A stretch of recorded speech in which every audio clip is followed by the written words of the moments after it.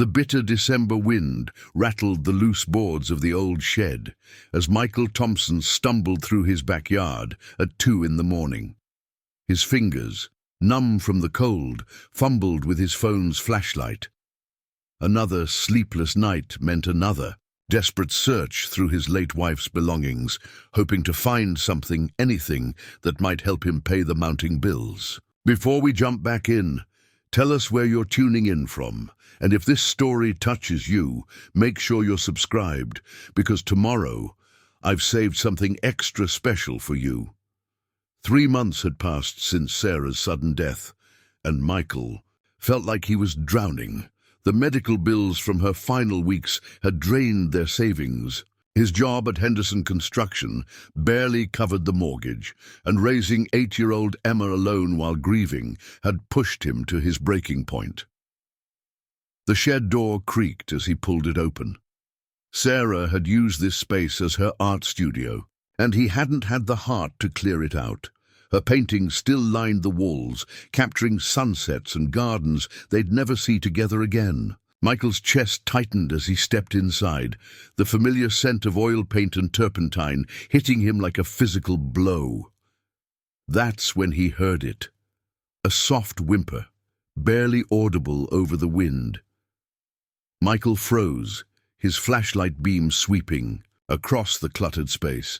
Empty canvases, boxes of brushes, jars of dried paint, nothing unusual. Then the sound came again, followed by a child's hushed voice. "Shh, Lily. Please be quiet." His heart hammered as he moved deeper into the shed.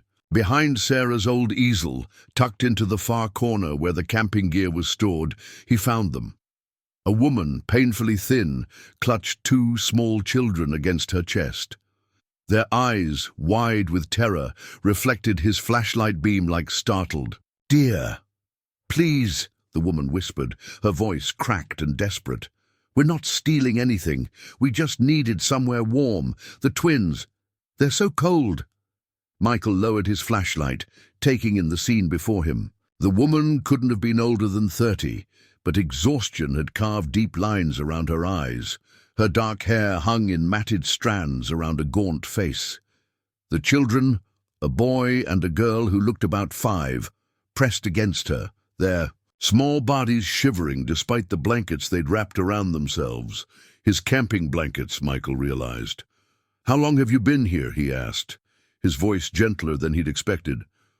"Just tonight," the woman said quickly. "We'll leave. We didn't mean any harm. I saw the shed from the alley, and the door wasn't locked, and the kids—" Her voice broke. "They haven't eaten in 2 days." Michael looked at the children more closely. Their cheeks were hollow, their clothes threadbare. The little girl, Lily, the woman had called her, coughed, a wet rattling sound that made him wince. "What's your name?" he asked. The woman hesitated. Rachel Martinez. These are my twins, Lily and Lucas." "I'm Michael." He knelt down, bringing himself to the children's eye level.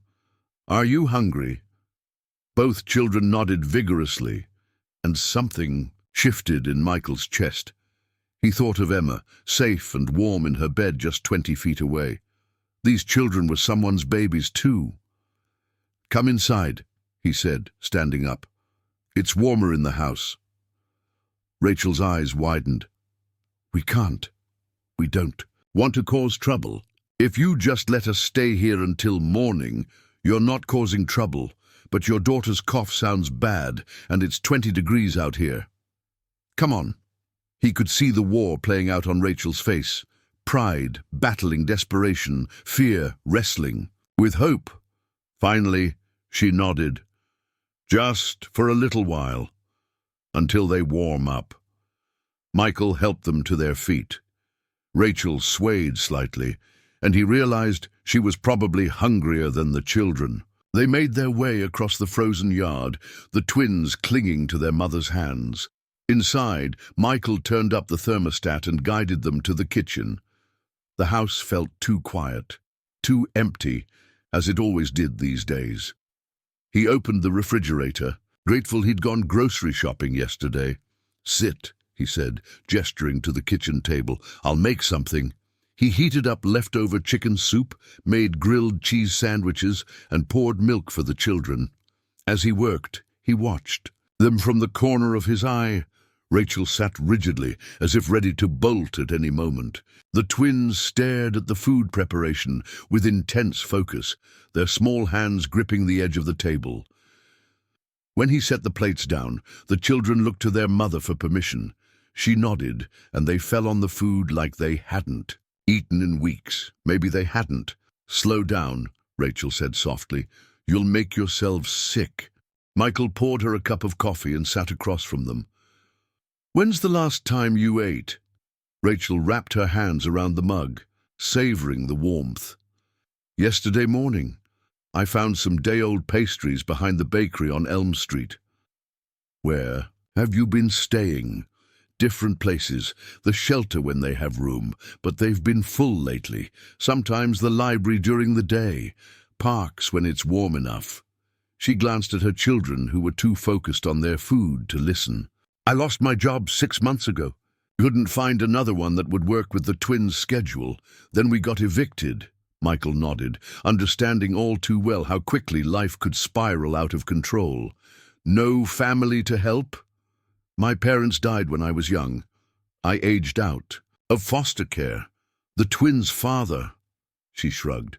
"He left when they were babies. It's just us." Lily coughed again, harder this time. Rachel's face creased with worry.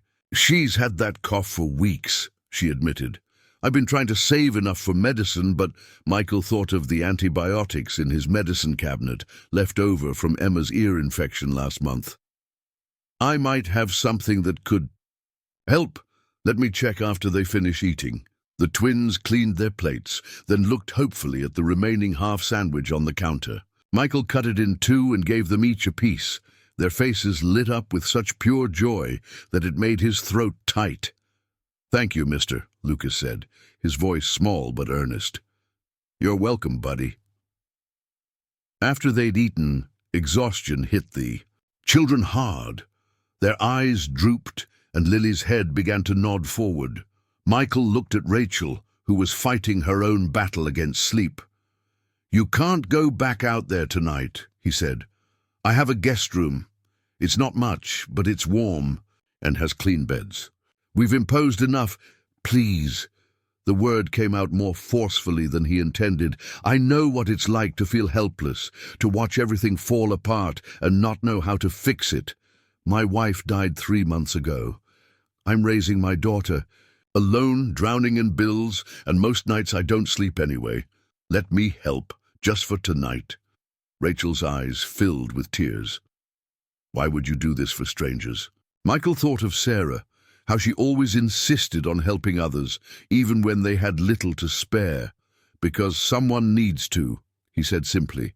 He showed them to the guest room, finding extra pajamas that had belonged to Emma's cousins. While Rachel bathed the twins, he searched the medicine cabinet and found the antibiotics. When she emerged from the bathroom, the children clean and dressed in warm clothes, he handed her the bottle. "For Lily's cough. The dosage is on the label." Rachel took the medicine, her hands shaking. "I don't know how to thank you. Just get some rest." He left them settling into the guest bed, the twins already half asleep. Back in the kitchen, Michael cleaned up the dishes and tried to process what had just happened. He should probably be worried about letting strangers into his house, but something about Rachel and her children felt right. They needed help, and, for the first time in months, he felt capable of giving it. The next morning, Michael woke to the smell of coffee and the sound of quiet voices. He found Rachel in the kitchen, the twins coloring with Emma at the table. His daughter, still in her pajamas, was chattering away about her favorite TV shows, while Lucas and Lily listened with rapt attention. "Morning, Daddy," Emma chirped. "I made new friends." Rachel stood quickly. "I'm sorry, she came downstairs and I didn't want to wake you." "It's fine." Michael poured himself coffee from the pot she'd made. "How did everyone sleep?" "Better than we have in months," Rachel admitted. "Lily's cough is already improving." Michael watched the children interacting. Emma, who'd been withdrawn since her mother's death, seemed like her old self again. The twins had colour in their cheeks and were smiling as Emma shared her crayons. "Listen," he said, making a decision that felt both impulsive and inevitable. "You can't go back to living on the streets, not with winter coming, not with the kids." Rachel's jaw tightened. "We'll figure something out, we always do." "I have a proposition." Michael set down his coffee cup. "I need help. With Emma, with the house. I work long hours and I can barely keep up with everything. You need a place to stay. What if you stayed here? Just temporarily. You could help Emma after school, maybe some housework, and in exchange, you and the twins have a roof over your heads." Preparing and narrating this story took us a lot of time, so if you are enjoying it, subscribe to our channel. It means a lot to us. Now back to the story. Rachel shook her head.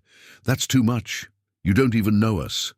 I know you're a mother trying to protect her children. I know you're proud and determined and doing the best you can in an impossible situation. That's enough for me." She looked at the children, all three now deeply engaged in creating an elaborate crayon masterpiece. "What about Emma? What would she think?" "Daddy, can they stay?" Emma piped up, proving she'd been listening all along. "Please, I like having other kids here. It's been so quiet since Mommy went to heaven." Michael's eyes met Rachel's. He saw the moment her resistance crumbled, the moment hope won over pride. "Just temporarily," she whispered. "Just temporarily," he agreed. Over the following weeks, their makeshift arrangement evolved into something resembling a routine. Rachel proved to be everything Michael had hoped for and more. She was organized, efficient, and wonderful with Emma. The house, which had felt like a mausoleum since Sarah's death, slowly came back to life. Rachel walked Emma to school each morning, while Michael left early for construction sites. She kept the house spotless, somehow stretching the grocery budget further than he ever could, and had dinner ready when he came home exhausted each evening. The twins attended the local preschool, and in the afternoons, all three children played together while Rachel helped Emma with her homework. But it was more than just the practical help. Rachel understood grief. She didn't try to fix Michael's pain or tell him everything happened for a reason. She just existed alongside it, creating small pockets of normalcy in the chaos. "You're saving us," Rachel told him one evening as they sat on the porch, watching the children play in the yard. The twins had gained weight, their cheeks now round and healthy. Lily's cough had completely disappeared. "You're saving me too," Michael admitted. "I was drowning. Emma was suffering. Now—" He gestured to his daughter, who was teaching the twins how to catch fireflies. "Look at her. She's happy again." Rachel smiled, but there was sadness in it. "This won't last forever. You know that, right? Eventually you'll want your life back, your privacy." "What if I don't?"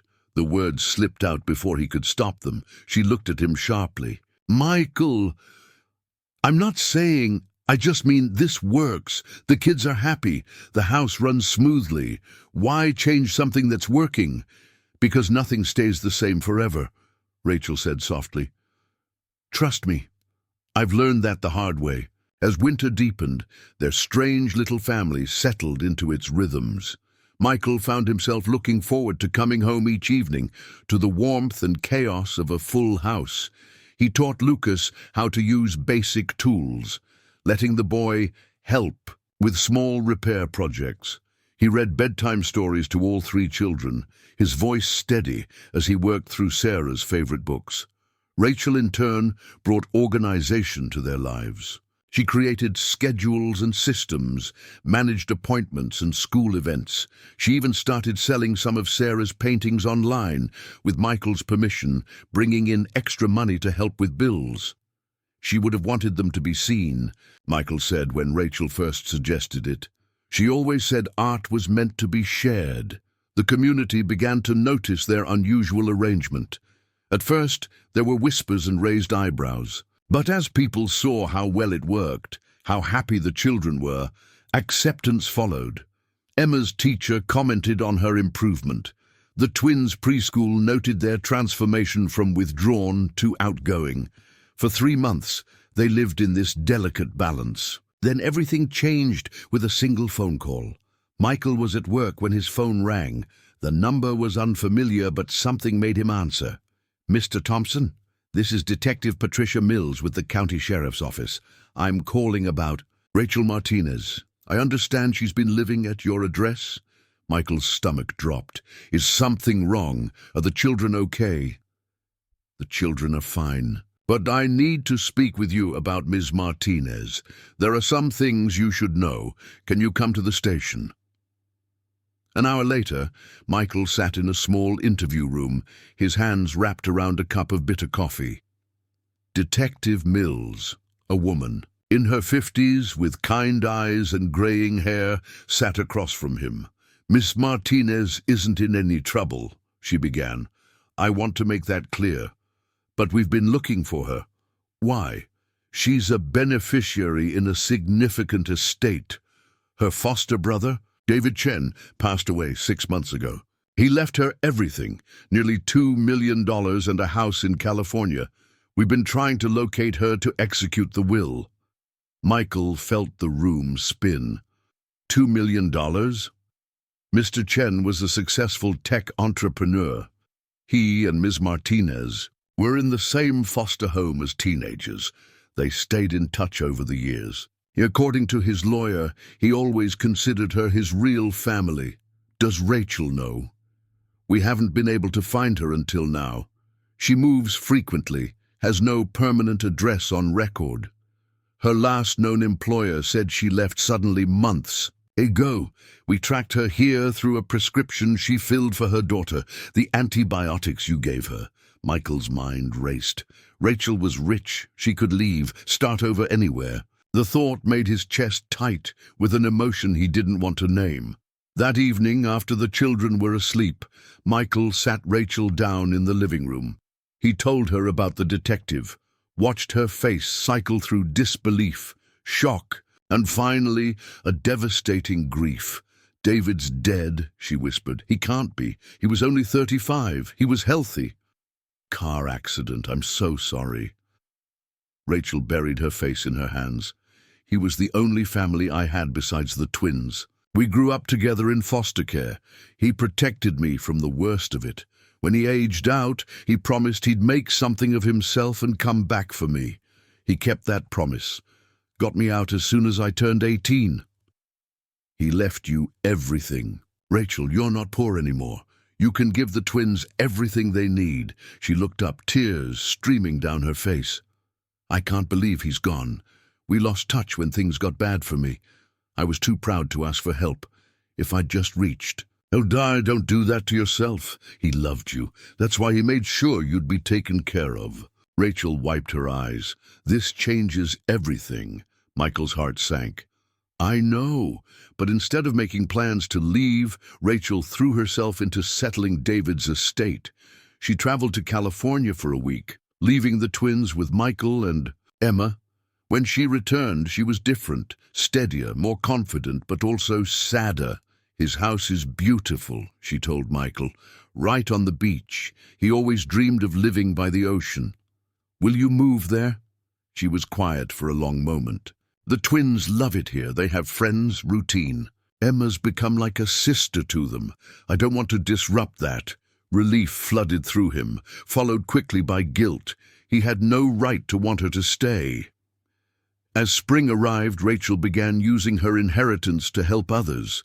She set up a fund for struggling single parents, donated to the local food bank, and quietly paid off lunch debts at the children's schools. She bought a modest house a few streets over from Michael's, but spent most of her time at his place anyway. "I don't want the twins to feel like we're abandoning you and Emma," she explained. The truth was more complicated. Their lives had become so intertwined that separation felt unnatural. Rachel still made dinner most nights. Michael still helped with bedtime routines. The children moved freely between both houses. One evening in April, as they sat on the porch watching the kids play, Rachel turned to Michael. "Can I tell you something?" "Always." David used to talk about paying it forward, about how one person helping another could create ripples. He believed in that. She paused. You saved us that night in the shed. Without you, I don't know what would have happened to us. We might not have survived the winter. The twins might have gotten seriously sick. You didn't just give us shelter, you gave us hope when we had none left. You saved me too, Michael said. After Sarah died, I was just existing, going through the motions. You brought life back into our house. You showed Emma that families can look different, but still be full of love. They sat in comfortable silence, watching the sun set. The children's laughter drifted across the yard, a sound that had once seemed impossible in the depths of their respective griefs. Summer arrived with unexpected changes. The construction company where Michael worked announced major layoffs. After 12 years of steady employment, he found himself standing in the parking lot with a cardboard box of personal items and 2 weeks' severance pay. He sat in his truck for an hour, staring at the steering wheel. The mortgage payment was due next week. Emma needed new school clothes. The water heater had been making ominous sounds for months. Without his job, everything would fall apart again. That evening, Rachel noticed his mood immediately. She developed an uncanny ability to read the subtle shifts in his demeanor, the way his shoulders tensed, how he avoided eye contact when something was wrong. "Kids, why don't you play in the backyard?" she suggested after dinner. Once they were alone, she sat beside him on the couch. What happened? When he told her about the layoffs, she didn't offer empty platitudes or false optimism. Instead, she pulled out her laptop. "David left me more than just money," she said, typing rapidly. "He left me connections. His business partners, other entrepreneurs. Let me make some calls. Rachel, I can't ask you to." "You're not asking. I'm offering." She looked at him intently. "Michael, you changed our lives. You took in 3 strangers without hesitation. You gave us dignity when we had nothing. Let me help you the way you helped us." Pride warred with practicality in his chest. He'd been the provider, the helper. Accepting assistance felt like failure. But then he thought of Emma, of the security she deserved. "Okay," he said quietly. Within days, Rachel had arranged interviews with 3 companies. Her foster brother's network opened doors Michael could never have accessed alone. But it was his own skills and experience that landed him a position as project manager with Hartfield Development, a commercial construction firm with better pay and benefits than his previous job. "I didn't get you the job," Rachel insisted when he tried. To thank her, "I just made sure the right people knew how talented you are." The new position required travel, site visits across the state, sometimes overnight trips. For the first time, the unconventional arrangement with Rachel became essential rather than merely helpful. She seamlessly stepped into the gap, managing both households when he was away. "Emma doesn't even notice when I'm gone," Michael told his sister Claire during one of her rare visits. "Rachel makes sure her routine stays exactly the same." Claire studied him over her coffee cup. They sat on the porch while the children played inside. "You know people talk, right? About you two, living in separate houses but basically raising kids together. Let them talk." "Michael," her voice gentled, "it's been over a year since Sarah died. No one would blame you if you and Rachel—" "It's not like that," he interrupted. "We're friends, partners in parenting, nothing more." Claire raised an eyebrow but didn't push. "Whatever you say, but that woman looks at you like you hung the moon, and you light up whenever she walks in a room. Just saying." Her words lodged in his mind like splinters. That night he found himself watching Rachel as she helped Emma with a school project. The way she tucked her hair behind her ear when she concentrated, how she laughed at Emma's jokes, throwing her head back with genuine delight. When she caught him staring, she smiled, a quiet, knowing expression that made his chest tight. Fall brought new challenges. Lucas developed severe allergies, requiring weekly shots and careful dietary management.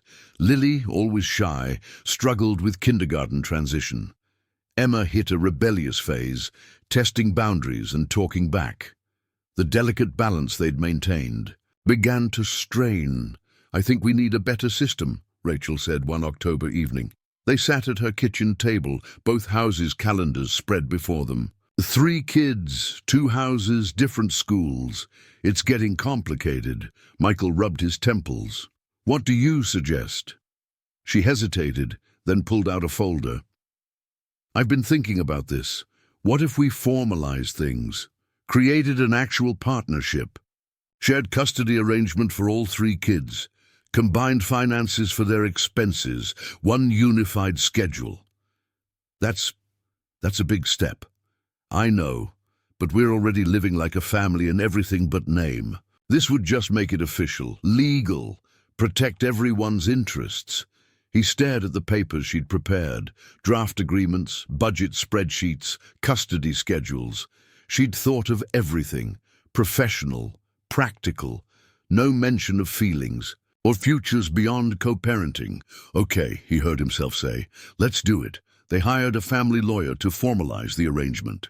The process forced conversations they'd been avoiding: financial planning, medical decisions, educational choices, emergency protocols.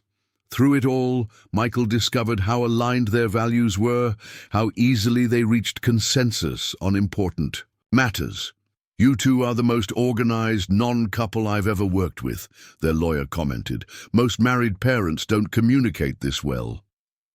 One November afternoon, Michael received a call that shattered their carefully constructed stability. His father had suffered a massive heart attack. By the time he reached the hospital in Austin, Robert Thompson was in critical condition.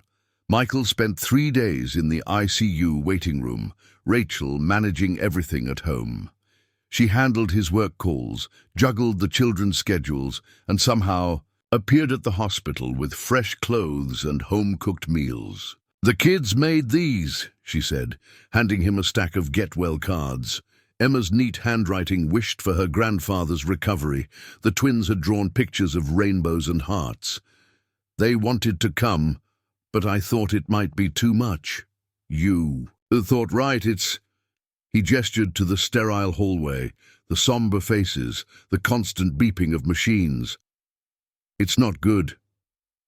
She sat beside him, their shoulders touching. "What do the doctors say?" "He needs surgery. Triple bypass. But he's weak. They're not sure he'll survive it, and without it, days, maybe weeks." They sat in silence, watching medical staff hurry past. Michael's mother had died when he was 20. If he lost his father now, Emma would have no grandparents left. The weight of mortality pressed down on him. Sarah's death, his parents' absence, his own eventual fate. "Michael." Rachel's voice was soft. "Whatever happens, you're not alone.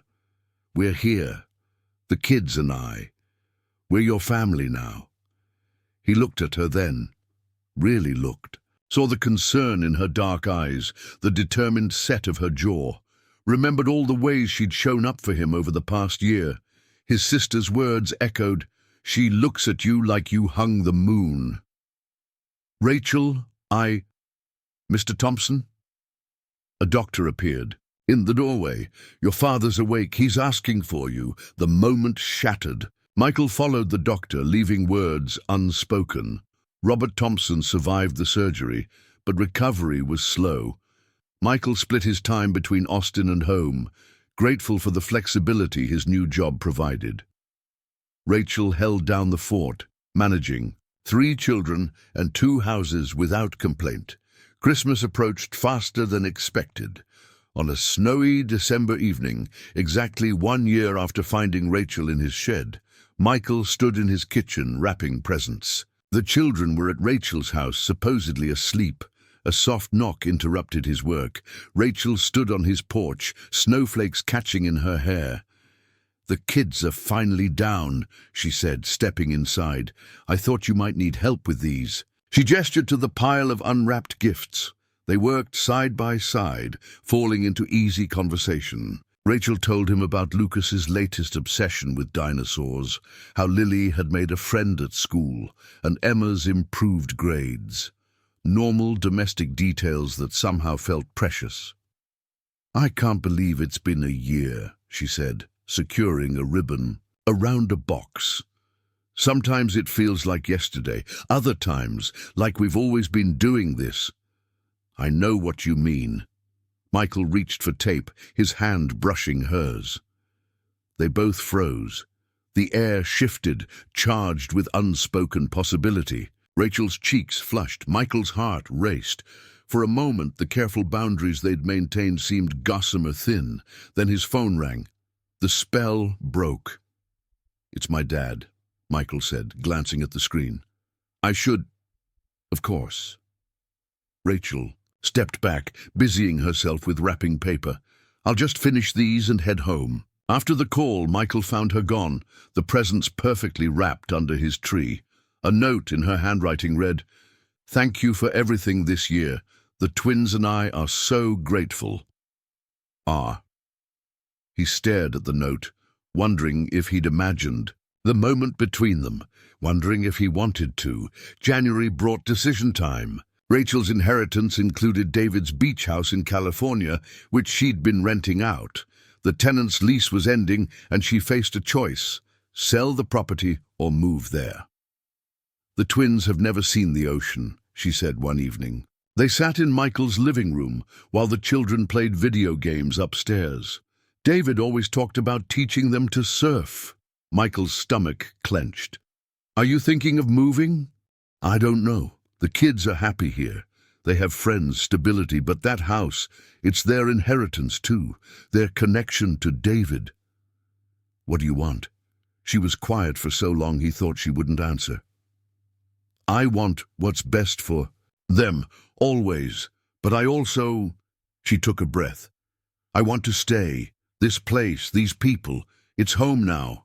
You and Emma, we're what? You're important to us, to me." The admission hung between them, fragile and significant. Before Michael could respond, Lucas thundered down the stairs.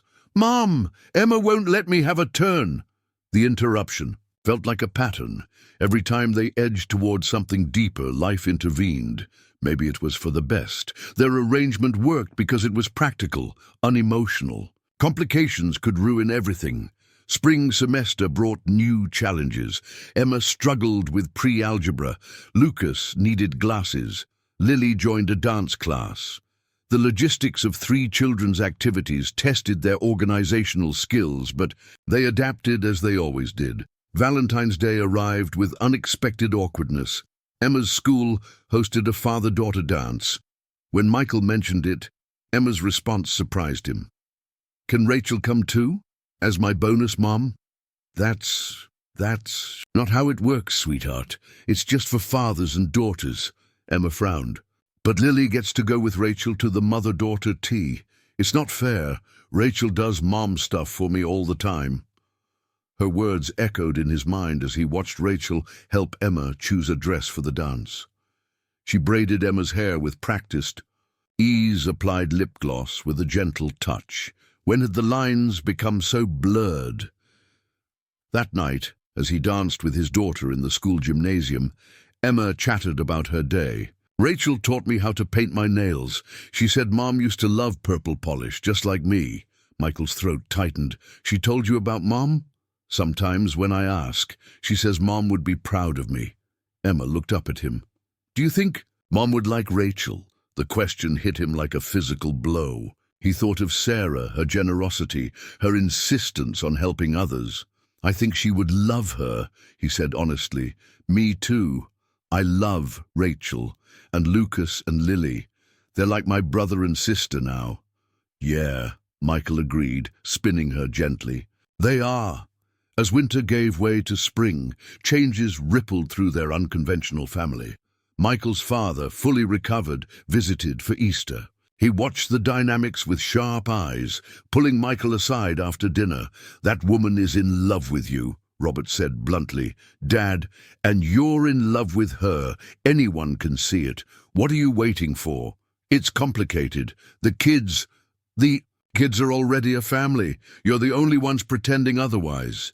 His father's words haunted him. Michael began noticing things he'd ignored or dismissed. How Rachel's face lit up when he entered a room, the way she unconsciously leaned toward him during conversations. How natural it felt when their hands brushed during dinner preparations. More unsettling was his own response, the way his day felt incomplete if they didn't talk. How he looked forward to their evening debriefs after the kids were asleep. The pride he felt when she accomplished something, negotiating a better rate on her mortgage, standing up to a difficult teacher, mastering his mother's pie recipe. One May evening, as they supervised the children's first attempt at camping in the CO, backyard reality crashed in. Rachel had been quiet all day, distracted. Finally, as they toasted marshmallows over a portable fire pit, she spoke. "I got an offer on David's house. A really good offer. Cash buyer, quick closing." Michael's marshmallow fell into the flames. "Oh? It's more than I expected. Enough to set up college funds for all 3 kids and still have plenty left over." She poked at the fire, avoiding his eyes. "I need to decide soon." "What are you thinking?" "I'm thinking I'm scared." The admission came out in a rush. Scared to let go of that last piece of David, scared to commit fully to staying here, scared of what happens if what? She finally looked at him. In the firelight, her eyes were luminous. If things change between us, if we ruin what we have by wanting more. Michael's heart hammered. They were finally approaching the conversation they'd been avoiding for months. But surrounded by giggling children and melting chocolate, the timing felt impossible. "Uncle Mike, my marshmallow's on fire!" Lucas's panicked cry broke the moment. As Michael dealt with the flaming sugar crisis, he caught Rachel's eye. She smiled sadly as if to say, "See, this is our life." Interruptions and chaos and stolen moments that never quite connect. Later, after the children were tucked into sleeping bags in the living room tent, Rachel gathered her things to leave. At the door, she paused. "I'm going to tell them yes to selling the house." Relief and something else, hope, flooded through him. "You're staying?" "We're staying. This is home now, whatever happens." She left before he could ask what she meant by whatever happens. But as he watched her walk across the yard to her own house, he realized something had shifted. They were done pretending this was temporary, done maintaining careful boundaries. The only question was what came next. The beginning of June marked 2 years since Sarah's death. Michael woke that morning with the familiar weight of grief pressing against his chest, but something felt different. The pain had evolved from a sharp, breathtaking agony into a dull, manageable ache. He found Emma already awake, sitting at the kitchen table with a photo album. Pictures of Sarah smiled up from the pages. Their wedding day, Emma's birth, family vacations. His daughter traced her finger along her mother's face in one photo. "Do you think she knows?" Emma asked without looking up. "About our big family." "Now, about Rachel and the twins?" Michael sat beside her. "What do you think?" "I think she'd be happy. She always said love multiplies, it doesn't divide." Emma closed the album carefully. "Can we visit her today, all of us?" "You want to bring everyone to the cemetery?" Emma nodded. "They're family too. Mum would want to know them." That afternoon, 5 figures stood before Sarah's headstone. Rachel had brought flowers, purple irises, Sarah's favorite according to what Emma had told her.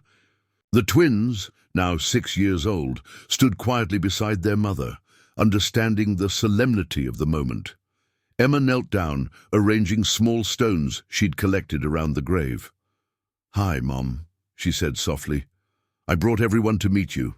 That's Rachel. She makes really good pancakes and helps me with homework. And those are Lucas and Lily. They're like my brother and sister now. Daddy's doing better too." He smiles more. Michael's throat constricted. Rachel touched his arm gently, a silent offer of support.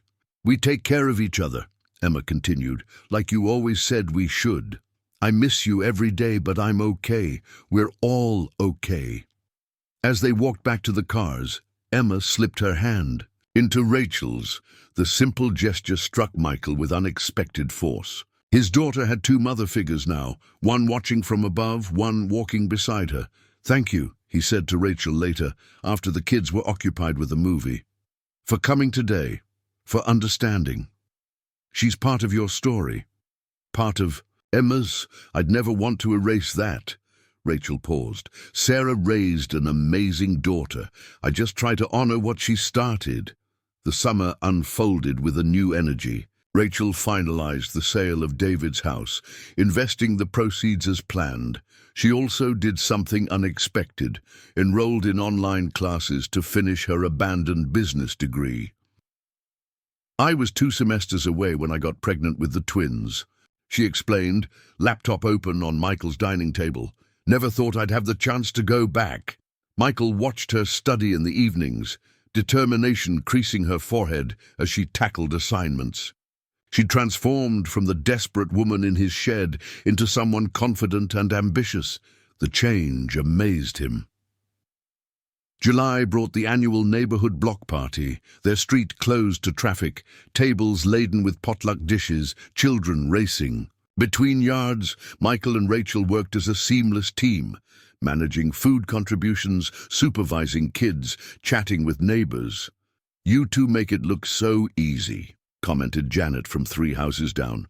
5 kids between your houses, and they're also well-behaved." "It's just 3 kids," Michael corrected automatically. Janet looked confused.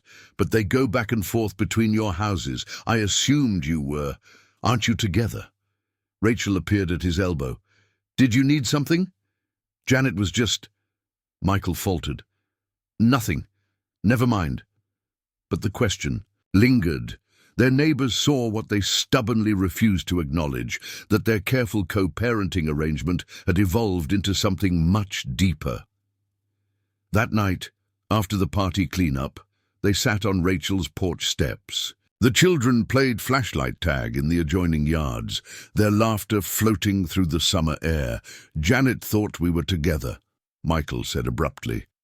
Rachel's hand stilled on her glass of wine. "Oh?" "Everyone does, apparently. The neighbors, Emma's teachers, even the pediatrician calls us the Thompson-Martinez family. Does that bother you?" He considered the question. "No." "Does it bother you?" "No." She took a sip of wine. "Sometimes I wonder what we're waiting for." "What do you mean?" Rachel set down her glass, turning to face him. "We've spent 2 years building this elaborate structure to avoid admitting what everyone else sees. We share everything, children, responsibilities, daily life, everything except... Except what? This." Before he could process her intent, Rachel leaned forward and kissed him. Time stopped. The world narrowed to the soft press of her lips, the taste of wine, the thundering of his pulse. Then reality crashed back as children's voices grew closer. Rachel pulled away. "I'm sorry, I shouldn't have. Mom, can we have popsicles?" Lucas bounded up the steps, a flashlight beam dancing wildly. "Kitchen freezer," Rachel managed, her voice only slightly unsteady. "Share with everyone." The kids raced inside. Michael and Rachel sat in silence, the kiss hanging between them like a physical presence. "We should talk about this," he said finally, "tomorrow, when we can think clearly." Rachel stood. "I should get the twins ready for bed." He caught her hand. "Rachel, that wasn't...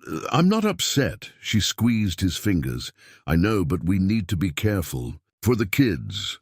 Michael walked home in a daze. Everything had changed in the span of a heartbeat. The careful boundaries they'd maintained for 2 years lay in ruins. But instead of fear, he felt relief, like exhaling after holding his breath too long. The next morning, Rachel texted that she needed to run errands. Her absence felt deliberate, a space for processing. But that evening, She appeared at his door after the children were asleep. "We need to talk," she said unnecessarily. They settled in the living room, the site of so many casual conversations. Nothing felt casual now. "I'm sorry about last night," Rachel began. "I crossed a line." "Did you mean it?" She blinked. "What?" "The kiss. Did you mean it? Or was it just wine and nostalgia?" Rachel studied her hands. "I've wanted to kiss you for over a year. So yes, I meant it. But that doesn't mean it was wise." "Why not?" "Because we have a system that works. 3 kids who depend on us being stable, reliable. If we try and fail, what if we don't fail?" She looked up. "Michael, be realistic. You lost your wife traumatically. I've been alone for 6 years. We both have baggage. Adding romance to this situation could destroy everything we've built. Or it could make it stronger." He moved to sit beside her. "Rachel, I've been in love with you for months, maybe longer. I wake up looking forward to seeing you. I go to sleep thinking about our conversations.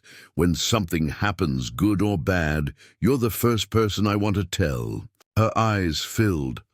Don't say things you can't take back. I don't want to take them back. Do you feel the same way?" A tear slipped down her cheek. "You know I do." "Then why are we fighting this?" "Because I'm terrified."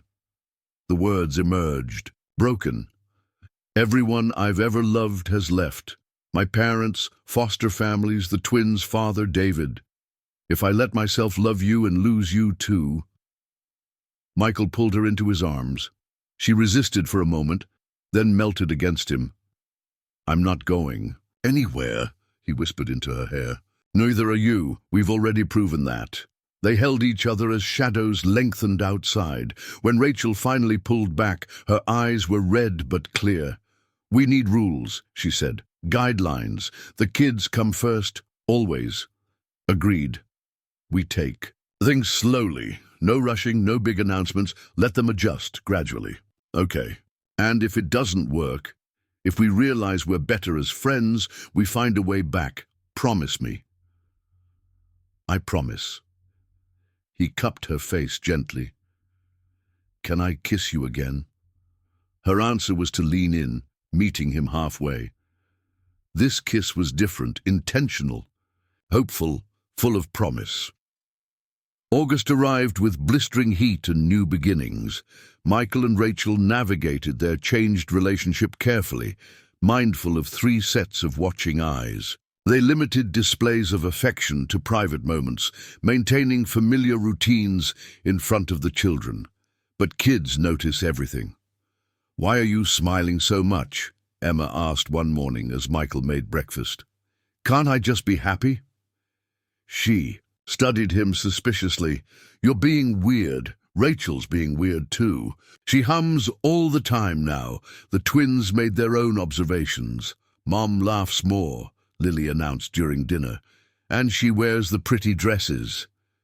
"She put on perfume yesterday," Lucas added. "The one that smells like flowers." Michael caught Rachel's eye across the table. She blushed, ducking her head to hide a smile. The delicate balance held for weeks. Then Labor Day weekend changed everything. They'd planned a camping trip, all 5 of them to a state park 3 hours north. 2 tents, 5 sleeping bags. Enough. S'mores supplies to feed an army. The first night went smoothly.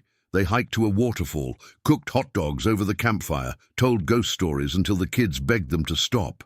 Parents in one tent, children in the other, everything properly compartmentalized. But the second night, a thunderstorm rolled in. Rain pounded the tents as lightning split the sky. The children's tent began leaking. Within minutes, 3 soaked kids piled into the adults' tent. "It's like a swimming pool in there," Lucas exclaimed, shaking water from his hair. They rearranged sleeping bags, creating a nest in the center of the larger tent. The storm raged outside, but inside felt safe and warm. The children fell asleep quickly, exhausted from the day's adventures. Michael lay awake, hyper-aware of Rachel beside him. In the close quarters, her shoulder pressed against his. When she shivered, he automatically pulled her closer. She tensed, then relaxed into him. "This is nice," she whispered. "All of us together." "Yeah," he agreed, breathing in the scent of her shampoo. "It is." Morning dawned clear and bright. Michael woke to find Emma watching him, her expression thoughtful. His arm was around Rachel, who still slept. The twins were starfished across, their legs. "You like her," Emma said, not a question. Michael's heart raced. "Emma, it's okay. I like her too." She snuggled closer. "Mum would want you to be happy." Rachel stirred, realizing their position. She started to pull away, but Emma stopped her. "Stay. This is how families cuddle." Later, as they packed up camp, the children ran ahead to the car. Rachel caught Michael's arm. "She knows," she said. "They all do, I think. Kids are smart. What do we do now?" He looked at their children, all three loading gear, working together. "Maybe we stop pretending, see what happens." The drive home felt different. When they stopped for gas, Emma referred to them as my parents to the cashier. Neither corrected her. At a rest stop, Lily introduced Michael as my bonus daddy to another child. The words felt natural, right. That evening, they gathered in Michael's living room for a family meeting. The camping gear created a maze on the floor, but no one seemed eager to sort it. "We want to talk to you about something," Rachel began. "About our family." Emma sat forward. "Are you getting married?" "What?" "No, not. We're not there yet," Michael stammered. "But Rachel and I care about each other, more than just friends." "We know," Lucas said matter-of-factly. "You kiss when you think we're not looking." Rachel's face flamed. "You've seen—" "Last week, behind the garage." Lily grinned. "It's okay. Fairy tales always end with kissing." "This isn't a fairy tale," Rachel said gently. "Real life is more complicated. We want to make sure you're all comfortable with things changing." "What's changing?" Emma asked. "You already do everything together." She had a point. Their lives were so intertwined that adding romance seemed like a small adjustment rather than a dramatic shift. "We might hold hands sometimes," Michael offered. "Go on dates. Act more like parents who love each other," Emma finished. "Good. That's what you are anyway." The simple acceptance floored them. They'd expected questions, concerns, maybe resistance. Instead, the children seemed relieved, as if the adults had finally caught up to obvious reality. "So we're really a family now?" Lucas asked. "All of us?" "We've been a family for a while," Rachel said. "This just makes it official." "Can we have one house?" Lily asked hopefully. "It's confusing having two." Michael and Rachel exchanged glances. They hadn't discussed that possibility yet. "Maybe someday," Michael said. "We're taking things slowly," but slowly became relative. By October, Rachel's house stood empty more often than occupied. The children migrated naturally to Michael's, larger space. Possessions drifted between properties until the distinction blurred. Halloween arrived with elaborate costume plans. The kids insisted on a group theme. Superheroes. Emma chose Wonder Woman, Lucas became Spider-Man, Lily dressed as Supergirl. When they presented Michael and Rachel with Superman and Lois Lane costumes, the message wasn't subtle. Subtle as a brick, Michael muttered, adjusting his cape. "They're kids," Rachel laughed, straightening her press badge. "They see things simply." "Maybe they're right. Maybe we're overcomplicating everything." She stopped fussing with her costume. "What are you saying?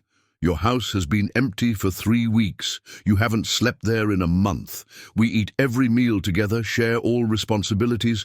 At what point do we admit this arrangement is silly?" "Michael, move in, officially. Make this house ours instead of mine." Rachel stared at him. "That's a huge step." "Is it?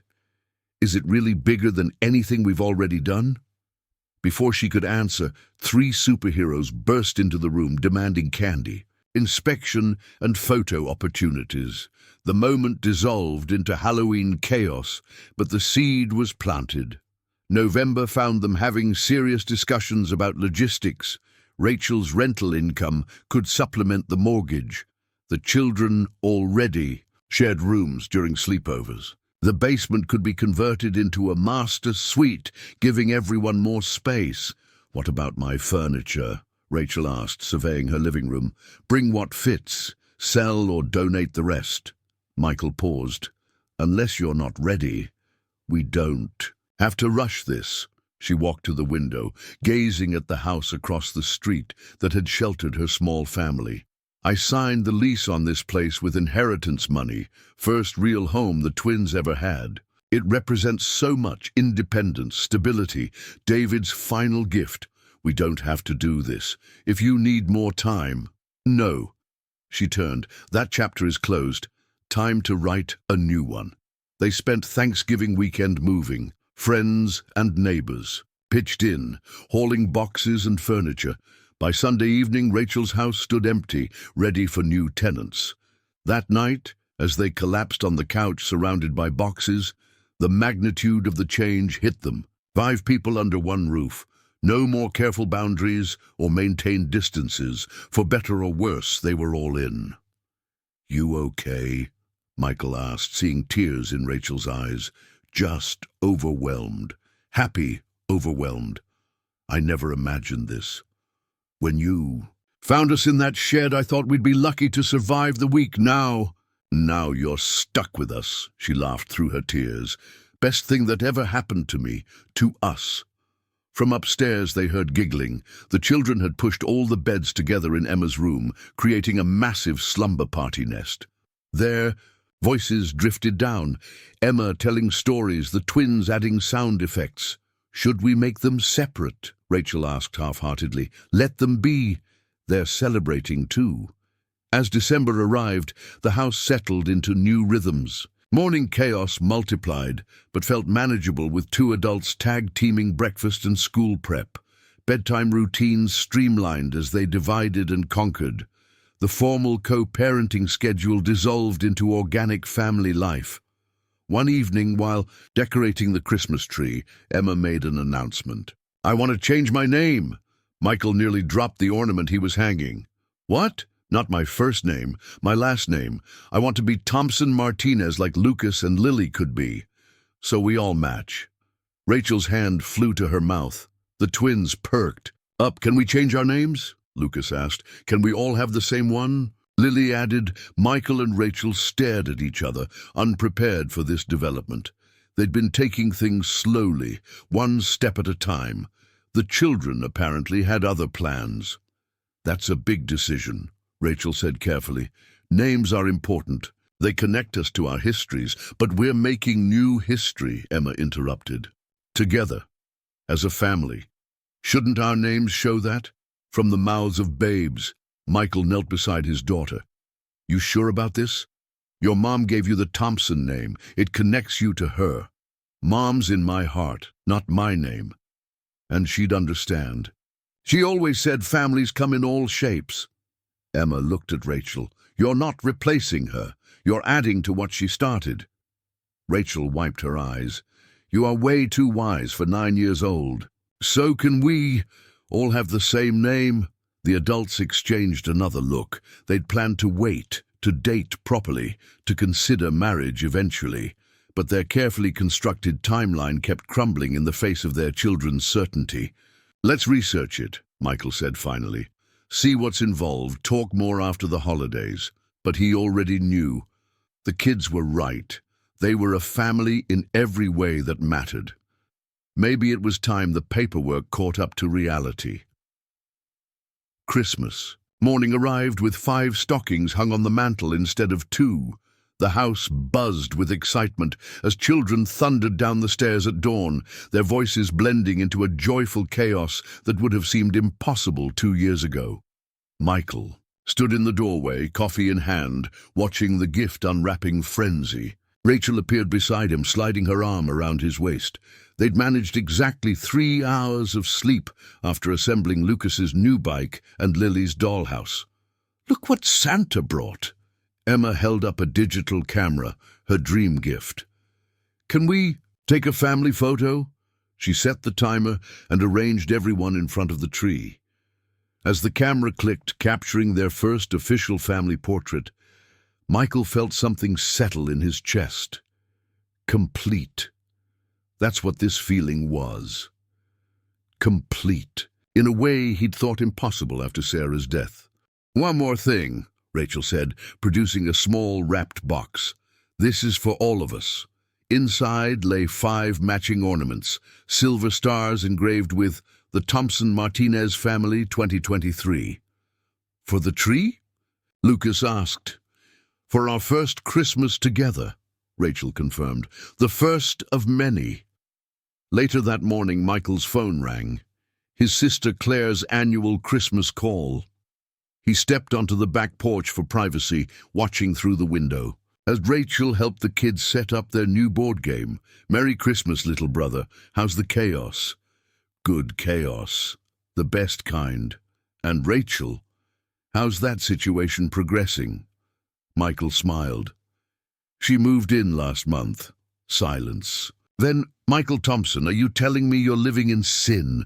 We're living in reality. 5 people who function as a family.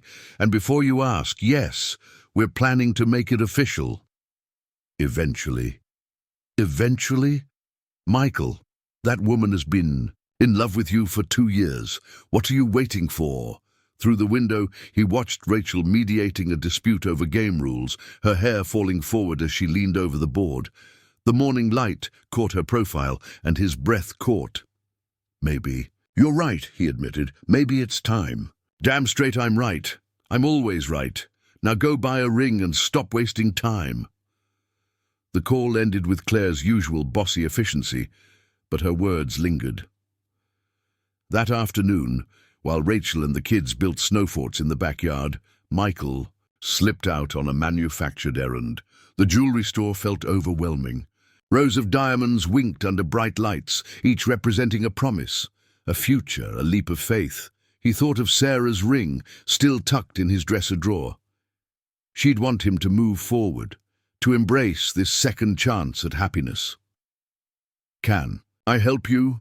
A saleswoman approached. I need an engagement ring, something special, something that says, thank you for saving me. 3 hours later, he left with a sapphire surrounded by diamonds. Blue, like the dress Rachel wore when he first realized he loved her. Blue, like hope and new beginnings. January brought practical discussions about the future, legal name changes, adoption proceedings, wedding plans. They consulted lawyers about the complexities of creating a blended family. The children participated in every conversation, their input valued and considered. Can we have the wedding in the backyard? Emma suggested. Where did we first become a family? In summer, Lily added, with flowers everywhere. And cake, Lucas insisted, lots of cake. But before any celebrations, they faced a more serious challenge. Rachel's ex-boyfriend, the twins' biological father, suddenly resurfaced. The letter arrived on a Tuesday, formal legal stationery, demanding visitation rights. He hasn't seen them since they were 6 months old, Rachel said, pacing the kitchen. No calls, no cards, no support, nothing for 6 years. Why now? Michael read the letter again. Marcus Roberts, currently residing in Denver, seeking partial custody of his biological children. The timing felt suspicious. Right after Rachel's inheritance became public record. We need a lawyer, he said, a good one. He can't just walk back into their lives, can he? They don't even know him. We'll fight it, together. The legal battle consumed February and March. Depositions, court dates, background checks. Marcus painted himself as a reformed man, stable now, ready for fatherhood. His lawyer emphasized biological rights over emotional bonds. The twins reacted with confusion and fear. Who is he? Lucas asked repeatedly. Why does he want us now? I don't want to leave, Lily cried into Rachel's shoulder. This is our home. Michael hired the best family lawyer in the state. They documented everything. Marcus's abandonment, Rachel's stability, the children's established life. Emma wrote a letter to the judge describing her brother and sister and begging to keep their family intact. The court hearing arrived on a rainy April morning. Michael sat beside Rachel, holding her trembling hand. Across the aisle, Marcus Roberts looked like a stranger playing dress-up in his new suit and fresh haircut. The judge, a grandmother with steel-grey hair and knowing eyes, listened to both sides. Marcus's lawyer emphasized redemption, second chances, a father's rights. Their lawyer countered with abandonment, stability, the children's best interests. "I'd like to speak with the children," the judge announced. "In my chambers, alone." 40 minutes later, Lucas and Lily emerged. Lucas's jaw was set with determination. Lily clutched her stuffed rabbit, the one she'd had since infancy. "Mr. Roberts," the judge began, "I appreciate your desire to connect with your biological children. However, the court must consider what's best for them, not what's convenient for you. These children have a stable home, loving parents, and an established family unit. They've expressed clearly that they do not wish to disrupt their lives." Rachel's grip on Michael's hand tightened. "I'm denying your petition for custody and visitation. However, if the children choose to contact you when they're older, that will be their decision." Court is dismissed. Relief flooded through Michael. Like a physical wave, Rachel turned into his arms, tears streaming down her face. The twins ran to them, creating a four-person embrace that Emma quickly joined. "We're staying?" Lucas asked. "Forever." "Forever," Michael confirmed. "You're stuck with us." Outside the courthouse, Marcus approached. Michael stepped protectively in front of his family, but the other man's shoulders were slumped in defeat. "Take care of them," he said quietly. "Better than I did." Then he walked away, disappearing into the rain. That evening they celebrated with pizza and ice cream. The children were giddy with relief, their earlier fears evaporating. As bedtime approached, Michael found himself alone with Lucas. "Did you mean it?" the boy asked. "About being stuck with you forever?" "Every word." "Good, because I already tell everyone you're my dad. The real kind, not the blood kind." Michael's throat tightened. "And you're my son.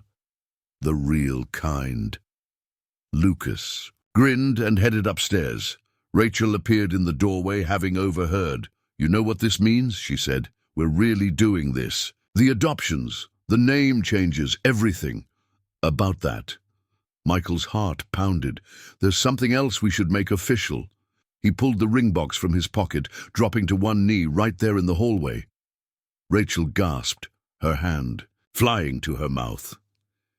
"Rachel Martinez, you stumbled into my life on the worst night of yours. You were desperate, scared, protecting your children with everything you had. I thought I was saving you, but the truth is, you saved me. You brought light back into this house. You showed Emma that love multiplies. You gave me a reason to smile again." Tears ran down Rachel's face. From the stairs, they heard muffled giggles. 3 small heads peered through the railings. "I love you," Michael continued. "I love our chaotic mornings and messy dinners and bedtime battles. I love our family, the one we've built against all odds. Will you marry me?" "Yes," Rachel whispered, then louder, "Yes." He slipped the ring onto her finger as the children burst into cheers. They ran down the stairs, enveloping both adults in a group hug that nearly knocked everyone over. "Can I be the flower girl?" Lily demanded. "Can I carry the rings?" Lucas added. "Can we finally all have the same last name?" Emma asked. Through laughter and tears, they began planning. A June wedding in the backyard where it all began. Simple, intimate, focused on family rather than fanfare. Spring rushed by in a blur of preparations. They legally changed the children's names first. Emma Thompson Martinez, Lucas Thompson Martinez, Lily Thompson Martinez. The hyphenated surname represented both their histories and their future. Michael's father flew in from Austin, fully recovered and eager to meet his new grandchildren. He took one look at the twins and declared them proper Thompsons now, which made Lucas stand 2 inches taller. Rachel's foster brother's friends came from California. Tech entrepreneurs who'd known David, they shared stories of his kindness, his pride in Rachel, his dreams for her future. He'd be so happy, one said, to see you like this, surrounded by love. The wedding day dawned perfect. June, sunshine, cloudless sky. The backyard transformed with white chairs and wildflower bouquets. Rachel had chosen a simple sundress rather than a traditional gown. Michael wore khakis and a white shirt, formal, enough for the occasion, but casual enough for the barbecue reception they'd planned. Nervous? His father asked, as they waited for the ceremony to begin. No, this feels right, like everything's finally where it's supposed to be. Emma walked first, scattering rose petals with serious concentration. The twins followed, Lucas carrying rings on a pillow, Lily clutching a basket of flowers. Then Rachel appeared, radiant in the afternoon light. The ceremony was brief, personal. They'd written their own vows, promises that acknowledged their unique journey. Rachel spoke of finding hope in the darkest moment. Michael talked about second chances and families formed by choice rather than chance. 2.5 years ago, he said, I opened a shed door and found my future. I just didn't know it yet. When the officiant pronounced them husband and wife, the kids cheered louder than anyone. The kiss was sweet, brief, perfect. Then Lucas shouted, "Family hug!" and all 5 of them embraced while guests applauded. The reception unfolded in joyful chaos. Barbecue and laughter, dancing and toasts. Emma gave a speech that made everyone cry, talking about how her mom and Rachel would have been friends, how love doesn't replace, it expands. As sunset painted the sky orange and pink, Michael found a quiet moment with his new wife. They stood. Where the shed used to be, they'd torn it down months ago, replacing it with a garden. "Do you ever think about that night?" he asked. "Wonder what would have happened if I hadn't gone looking for Sarah's things?" "Every day." Rachel leaned into him. "That was the worst night of my life, and the best. Rock bottom and rescue all at once. Funny how the worst moments can lead to the best outcomes. Not funny, miraculous." She looked up at him. "Thank you for opening that door, for seeing past our desperation to our humanity, for giving us a chance when we had nothing to offer. You offered everything. You just didn't know it yet." They watched their children playing tag in the fading light. 3 kids who'd become siblings through love rather than blood. A family forged in kindness and strengthened by choice. "Look at them," Rachel murmured. "To think Lucas and Lily nearly froze that night. Now they're safe, healthy, loved. They have a father, a sister, and grandparents. Everything I couldn't give them alone. You gave them the most important thing. You fought for them, protected them. That's what makes you their mother. The rest is just logistics." She kissed him. "And you're their father, the real kind, like Lucas says." Later, as guests departed and children drooped with exhaustion, they began the cleanup. But first, one more tradition. Emma produced the camera she'd received at Christmas. "Official wedding photo," she announced. "Everyone by the garden." They arranged themselves where the shed once stood. 5 people, 1 family, infinite possibility. Ahead, the camera captured their smiles, their closeness, their joy. But it couldn't capture the full story. The journey from desperate strangers to united family. As they herded sleepy children inside, Michael thought about the strange paths life takes. Grief had brought him to that shed. Desperation had driven Rachel there. But somehow, in the intersection of their broken worlds, they'd built something whole. The house settled into nighttime quiet. Children tucked in their beds. no longer divided by biology but united as siblings. Rachel curled against him on the couch, wedding dress replaced by pajamas, makeup washed away, but still radiant. "Happy?" he asked. "Beyond happy. Complete. Good. Because you're stuck with us now. All of us. Forever. Best thing that ever happened to me." She yawned. "Being found in that shed. Best thing that ever happened to me, too. Finding you there."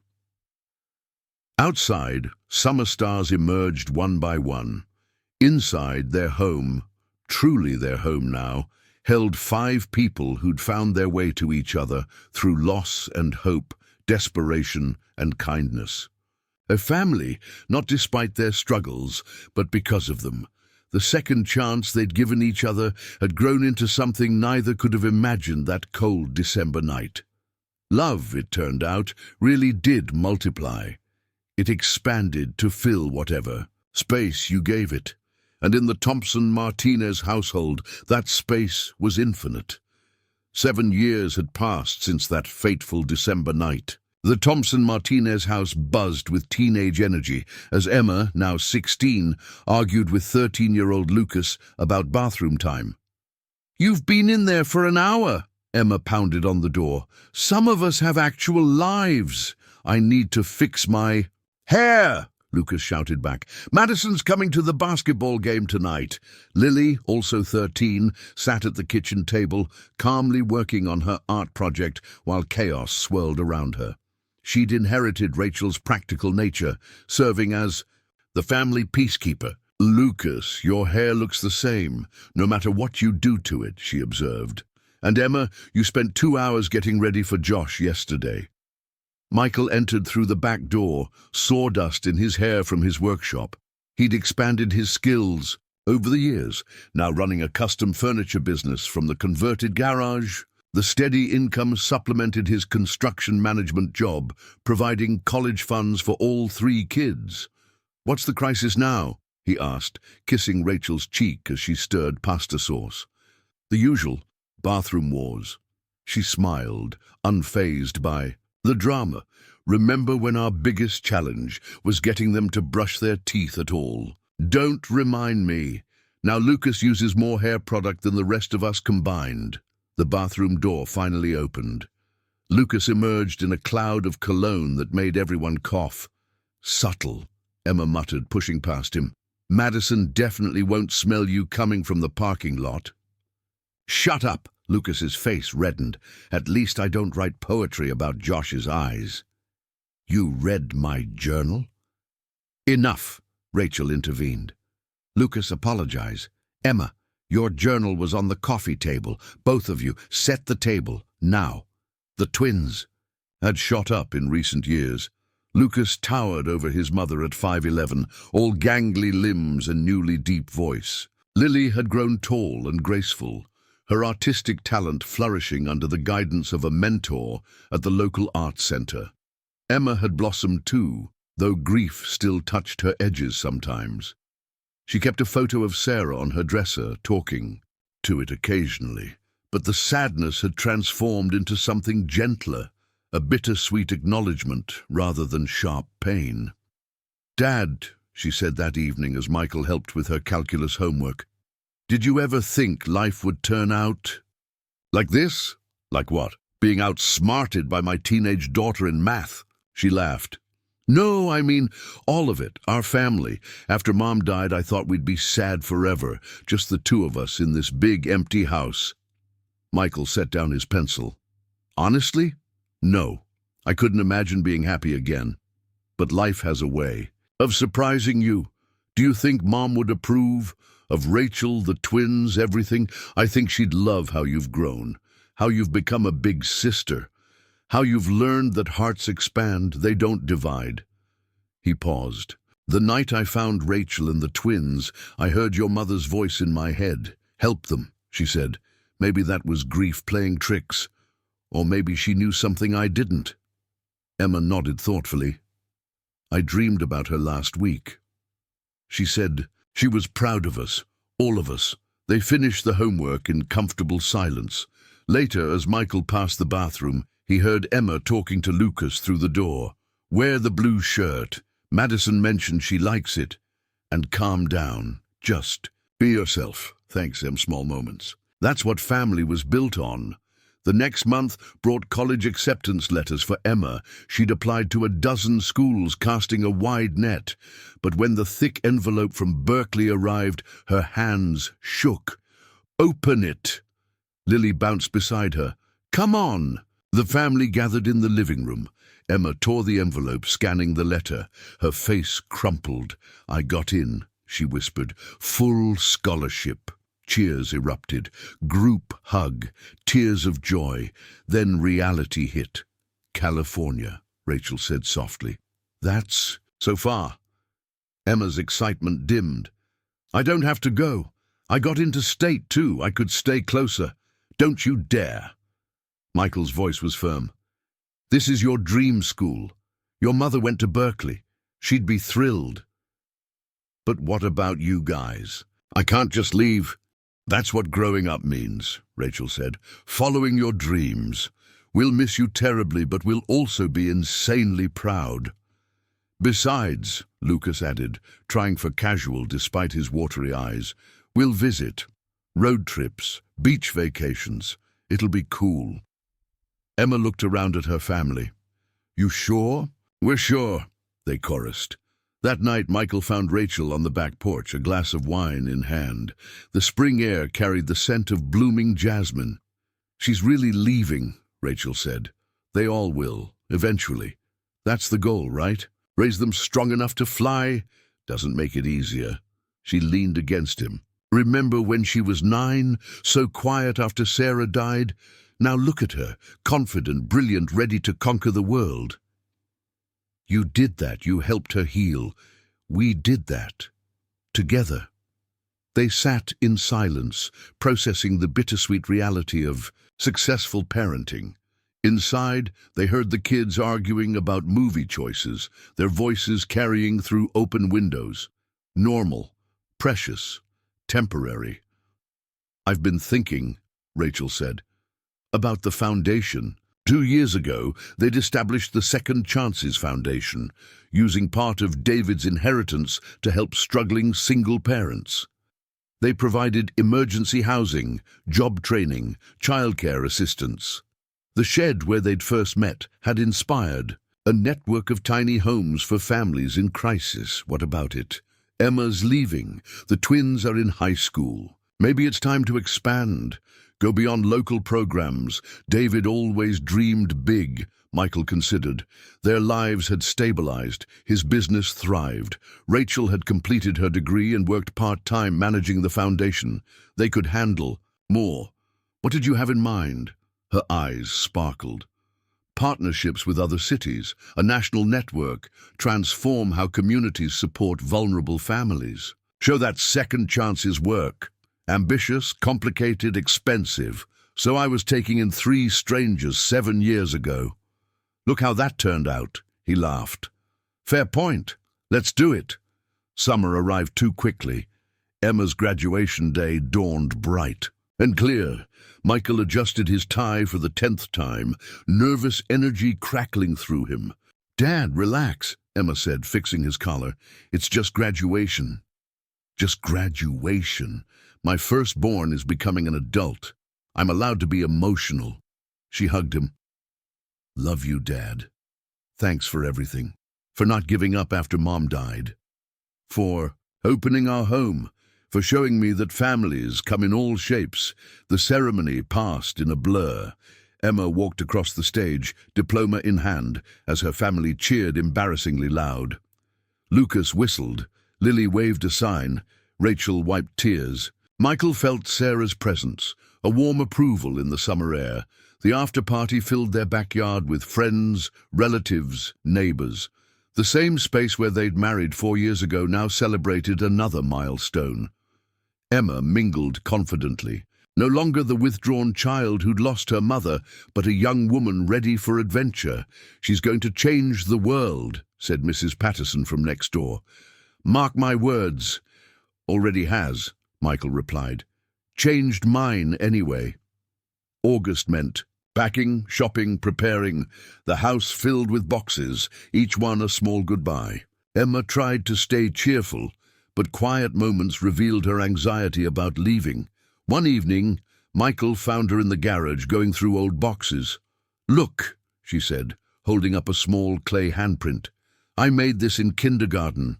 Mum kept everything. Want to take it with you?" She shook her head. "It belongs here, part of this house's story." She paused. "Dad, will you be okay when I'm gone?" The question surprised him. "Of course. Why?" "Because I was your first. After Mom died, it was just us for a while. I worry." He sat beside her on a storage crate. "You're my daughter, whether you're here or in California. And your leaving doesn't diminish what we have. It celebrates it. You're ready for this because we, all of us, prepared you." "But what if I'm not ready? What if I can't handle being alone?" "You won't be alone. You'll make friends, find your people, and we're a phone call away. Always." She leaned against his shoulder. "Remember when you used to read me stories after Mom died? You'd do all the voices, make me laugh even when I felt sad." "I remember. You saved me, Dad. You and Rachel both. You gave me hope when everything felt broken. You saved me too, gave me a reason to keep going. And now you're giving me a reason to let go. That's what love does. It holds tight, then opens its hands." Moving day arrived like a deadline nobody wanted to meet. The rental van sat in the driveway, slowly filling with Emma's life. Her siblings helped, unusually quiet. Even their constant bickering had ceased. The drive to Berkeley took 8 hours. 2 cars caravanning. Michael and Emma in the van, Rachel and the twins following. They sang along to road trip playlists, stopped at ridiculous roadside attractions, pretended this was just another family adventure. Campus overwhelmed them initially. Thousands of students, massive buildings, energy crackling everywhere. They found Emma's dorm, hauled boxes upstairs, met her roommate, a bubbly girl from Portland who immediately adopted the whole family. "Your sister's so cool," she told Emma, pointing at Lily. "Is she an artist? She has that vibe." "The best artist," Emma confirmed. "And my brother's a basketball star." "Well, he thinks he is." "Hey," Lucas protested. "I made varsity as a freshman." Normal sibling banter, but tinged with desperation. None of them wanted to say goodbye. Finally, inevitably, the room was set up. No more excuses to linger. In the hallway, "The moment arrived, call every day," Rachel said, hugging Emma tight. "Text constantly, send pictures. I will." "Take care of yourself," Lucas mumbled, suddenly shy. "Don't let anyone mess with you." "Nobody messes with Emma Thompson Martinez," she assured him. Lily presented a small wrapped package. "For your desk, so you don't forget us." Inside was a framed photo from Christmas. All 5 of them in matching pajamas, laughing at something off-camera. Emma's eyes filled. "I could never forget you. Any of you." Michael stepped forward. "Remember who you are, where you come from, what you're capable of. The world needs your light. I love you, Dad, all of you. Thank you for being my family." Group hug, tears, then stepping back, letting go. They walked away quickly, not trusting themselves to look back. In the car, silence. "Rained for miles. She'll be fine," Rachel finally said. "She's strong." Like her mother, Michael added, both of them. The house felt different with Emma gone, quieter but not empty. The twins filled space differently. Lucas's basketball practice, Lily's art projects. Family dinners continued, one chair vacant but not forgotten. Video calls became sacred, everyone gathering to hear about college adventures. "I joined the literary magazine," Emma reported during one call, "and there's this professor who's incredible. She reminds me of Mom, the way she sees poetry in everything." "Any cute boys?" Lily asked, grinning. "Focus on your studies," Michael said automatically. Emma laughed. "Yes to both questions.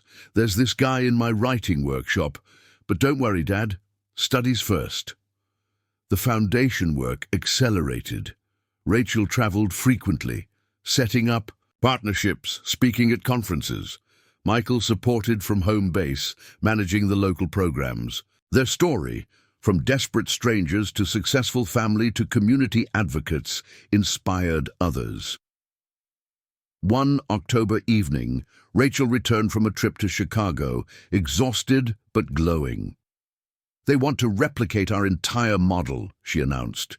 "Emergency shelter, transitional housing, family support services." The mayor herself attended the presentation. "That's incredible," Michael said. "David would be so proud." "I wish he could see this. His inheritance is doing exactly what he dreamed, changing lives, paying forward kindness." They'd installed a bench in the backyard garden, a small plaque reading, "In memory of David Chen, who believed in second chances." Sometimes Rachel sat there, quiet conversations with her foster brother's memory. The twins thrived in their own ways. Lucas made the varsity basketball team, his height and dedication paying off. Lily won a state art competition, her painting, depicting hands reaching through darkness toward light. When asked about the inspiration, she simply said, "Family." "You know what's funny?" Lucas said one evening, shooting hoops with Michael. "I barely remember life before coming here, like I know we lived in the shed that one night. Mom told us the story, but my real memories start here. You are teaching me to ride a bike, Emma reading to us, family game nights." "That bother you? Not remembering?" "Nah, this is my life. You're my dad. That's all that matters." Michael's throat tightened. Even after all these years, moments like these caught him off guard. "Love you too, son." Thanksgiving brought Emma home. She burst through the door Wednesday evening, somehow taller and more confident than 3 months ago. "I'm home," she shouted. "Where is everyone?" Stampede of feet, siblings colliding. Rachel emerges from the kitchen, flour in her hair. Michael coming from the garage, sawdust on his clothes. Home is complete again, at least temporarily. "Tell us everything," Lily demanded. "Classes, friends, parties." "Parties," Michael interjected. "What parties?" Emma grinned. "Relax, Dad. Library parties. Very educational." They stayed up late catching up. Emma was full of stories, ideas, plans. She spoke about professors and classmates, about discovering philosophy and considering law school. Her world had expanded, but her roots remained firm. "I told my roommate our story," she said, "how we became a family. She couldn't believe it, said it sounded like a movie." "What did you tell her?" Rachel asked. "That the best stories are true ones, that kindness can transform everything, that families are built on choice, not just chance." Emma looked around the room. "That I'm the luckiest person alive." The holiday passed too quickly. Soon they were back at the airport, another goodbye. Easier this time, but still bittersweet. "See you at Christmas," Emma promised. "Love you all." Life resumed its rhythm.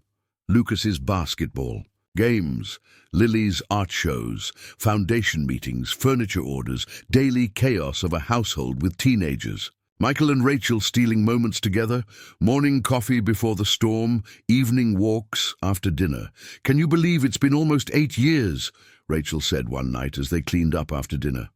The twins were at a school dance. The house temporarily quiet. "Feels like yesterday, feels like forever." Michael dried dishes thoughtfully. "Best decision I ever made, opening that shed door.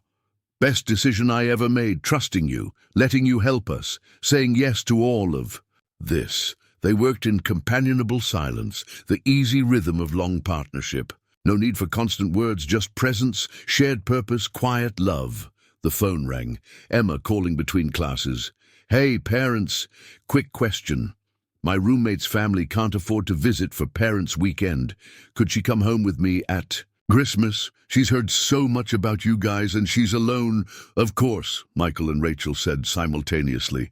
Emma laughed. "I knew you'd say that. You can't help yourselves. Taking in strays is kind of your thing." After she hung up, they looked at each other. Their thing. Taking in strays. Building family from broken pieces. Creating hope from desperation. Guess Some patterns repeat, Michael said. The best ones do, Rachel agreed. The ones that change lives. Outside, December wind rattled the windows. But inside, their home stood warm and solid, built on the foundation of one desperate night and countless acts of love since then.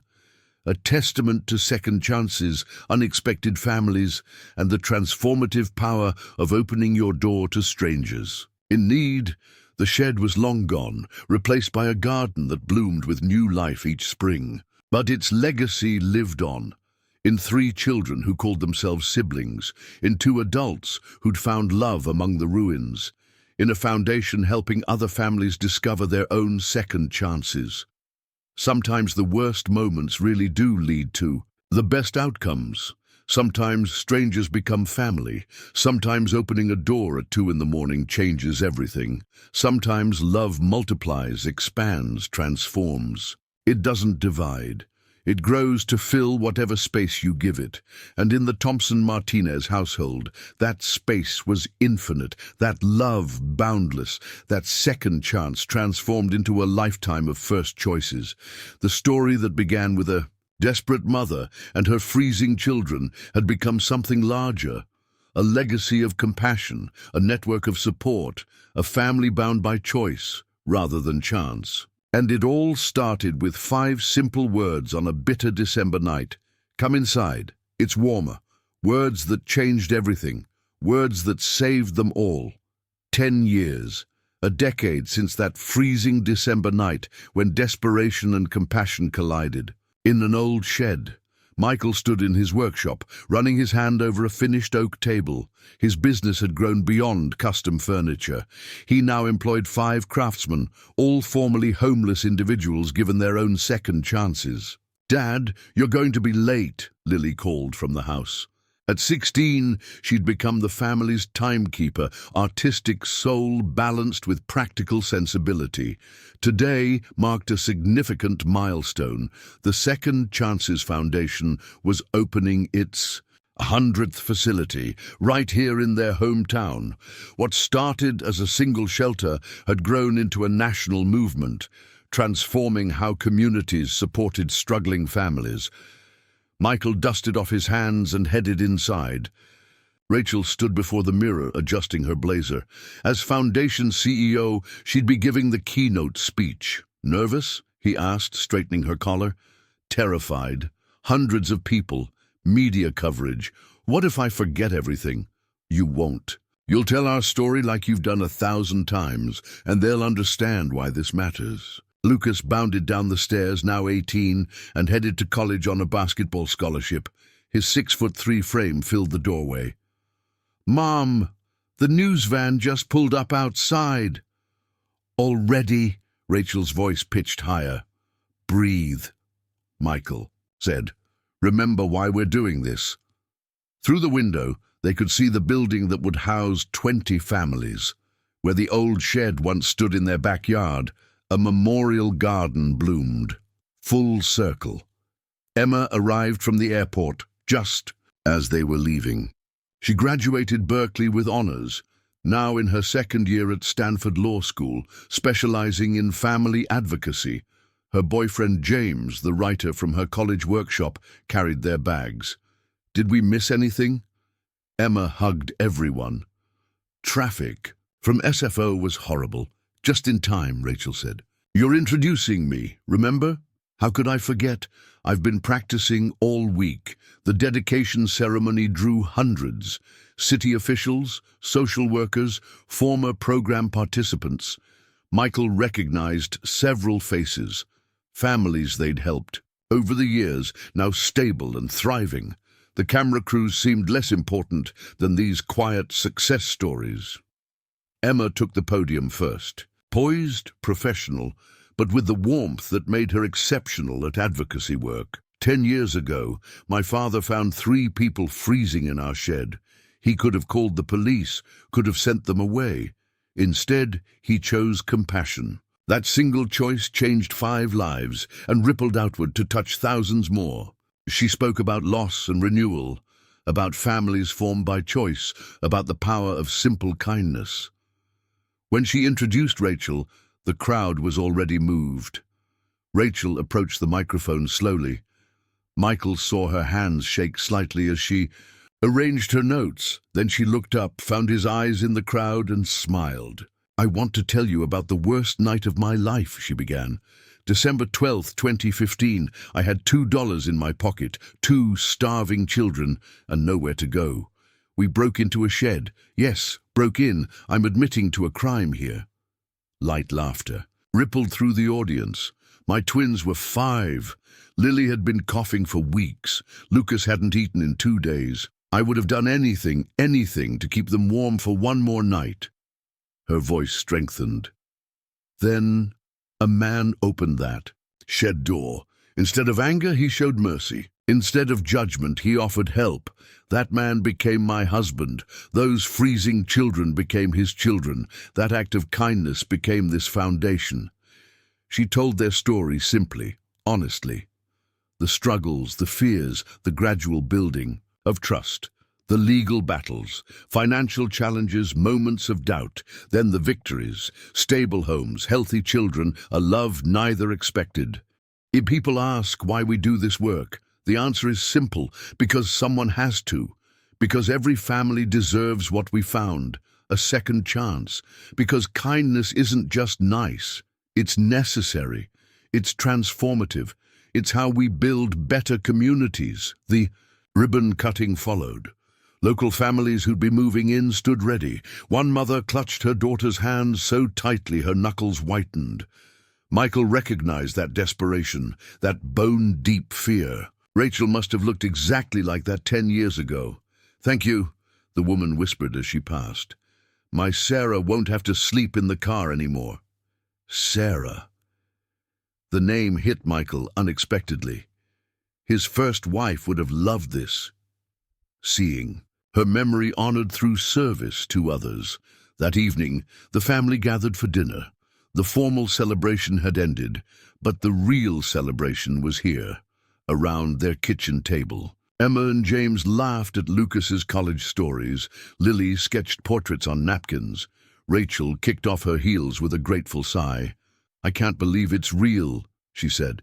100 facilities, thousands of families helped, all because you went looking for painting supplies at 2 a.m., Lily finished.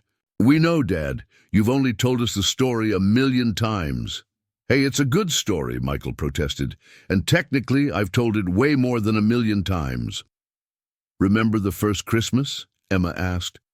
"When will we all got matching ornaments?" "I still have mine," James said. Everyone turned to look at him. He flushed. "What?" "Emma showed me. It's beautiful. The whole story is." "Smooth save, boyfriend," Lucas teased. "Almost as smooth as when you met Mom and threw up from nerves." "Lucas Martinez Thompson," Rachel scolded, but she was laughing. "That's not fair. James was just overwhelmed by our family energy."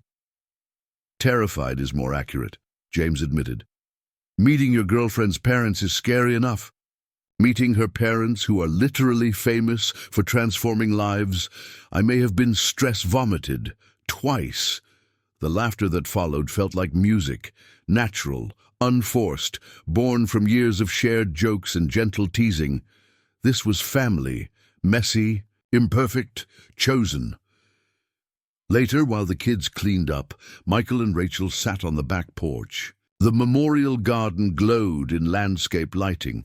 Where desperation once lived, beauty flourished. "David would be proud," Rachel said softly. "His inheritance did exactly what he dreamed." "You did what he dreamed, took his gift and multiplied. It turned personal tragedy into public good." She leaned against his shoulder. "We did, together. None of this happens without you. Your courage that night, your patience as I learned to trust, your steady love all these years.